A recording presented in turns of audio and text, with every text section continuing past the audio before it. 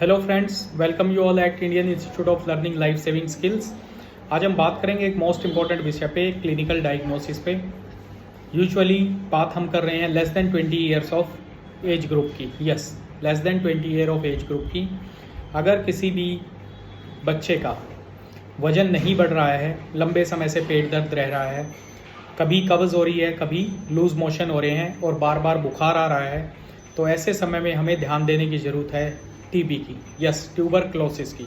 Tuberculosis एक ऐसी बीमारी है, अगर बच्चे का वजन नहीं बढ़ रहा है, बार बार बुखार आ रहा है, वजन कम हो रहा है, उल्टी हो रही है और कई बार दस्त हो रहे हैं, कई बार कॉन्स्टिपेशन हो रहा है, पेट में दर्द रह रहा है लंबे समय से, आप 2 महीने 3 महीने से दवाइयाँ दिला चुके हैं, पेट में इन्फेक्शन आ रहा है लेकिन बच्चे को आराम नहीं हो रहा, तो आपको एक एक्सपर्ट ओपिनियन की ज़रूरत है।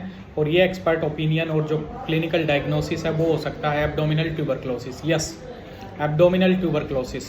ट्यूबरक्लोसिस का मतलब यही नहीं कि उसमें खांसी हो, सांस लेने में दिक्कत हो, या फिर बुखार आए, या फिर बलगम आए। इसका बिल्कुल भी मतलब नहीं है।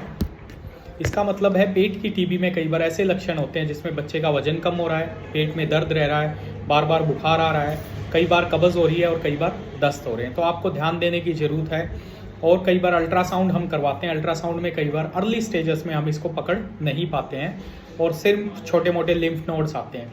अब ये शरीर के किस हिस्से में होती है, पेट के किस हिस्से में होती है? पेट का जो हिस्सा छोटी और बड़ी आंत को जोड़ता है, yes, ileocecal junction. Yes, ileum जो है वो छोटी आंत का सबसे आखिरी वाला हिस्सा है, सीकम जो है वो बड़ी आंत का सबसे पहला हिस्सा है। ये हमारी बॉडी का जो इंटेस्टाइन है, जो हमारे गट का एक ऐसा हिस्सा है जहाँ सबसे ज़्यादा बैक्टीरियल कंटेमिनेशन रहता है, ज़्यादा से ज़्यादा। ये चौड़ा भी बहुत ज़्यादा है। सीकम की अगर हम बात करें, it is the widest part of intestine. हमारे इंटेस्टाइन का सबसे चौड़ा हिस्सा रहता है, क्वाड्रेंगुलर ये शेप में रहता है।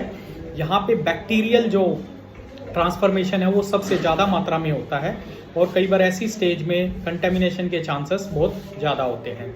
यहीं पे हमारा अपेंडिक्स भी होता है। कई बार लंबे समय से कॉन्स्टिपेशन है, कोई दिक्कत है, तो कई बार अपेंडिसाइटिस भी होता है इसी हिस्से में। तो अगर लंबे समय से ये सभी फीचर्स हैं तो हमें एक्सपर्ट ओपिनियन की ज़रूरत है।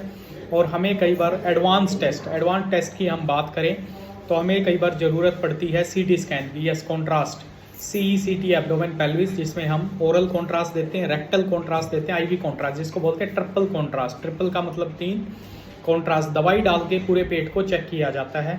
और कई बार CECT में भी हम इसको नहीं पकड़ पाते, तो कई बार फुल लेंथ कोलोनोस्कोपी जो है वहाँ से बायोप्सी ली जाती है और इस बायोप्सी को स्टडी किया जाता है। तब हमें पता चलता है कि पेट के अंदर ये टीबी हो गई है। तो टीबी का मतलब यही नहीं कि खांसी आएगी, बलगम आएगा और या फिर हमें बुखार आएगा। टीबी शरीर के किसी भी हिस्से में हो सकती है, ब्रेन में हो सकती है, रीढ़ की हड्डी में हो सकती है, पेशाब की थैली में हो सकती है, हमारे इंटेस्टाइन में हो सकती है, लंग्स के अंदर हो सकती है, जो आप सभी ने सुना है, गांठें हो सकती हैं छोटी छोटी यहाँ पे, तो वो सभी टीबी के लक्षण होते हैं। बच्चादानी में हो सकती हैं, अगर बच्चे नहीं हो रहे हैं लंबे समय से, बच्चादानी में टीबी के कारण भी ये एक प्रॉब्लम हो सकती है। तो एब्डोमिनल ट्यूबरक्लोसिस यंग चिल्ड्रंस के अंदर मोस्ट कॉमन है। अगर आपके बच्चे का वजन कम हो रहा है, उल्टी दस्त लग रहे हैं, पेट में अफारा आ रहा है या वजन कम हो गया है, बार बार बुखार आ रहा है, लंबे समय से आप एंटीबायोटिक्स दवाइयाँ दिला चुके हैं, आराम नहीं हो रहा, then please do consult for second opinion and please do consult for expert opinion. You might be missing some etiology and some pathology that may comes out to be abdominal tuberculosis. Yes, definitely पेट की TB. तो इस चीज़ पे ध्यान दें और इस चीज़ को follow करें। So thank you very much for following Indian Institute of Learning Life Saving Skills. Keep updated and stay healthy and happy. Thank you very much.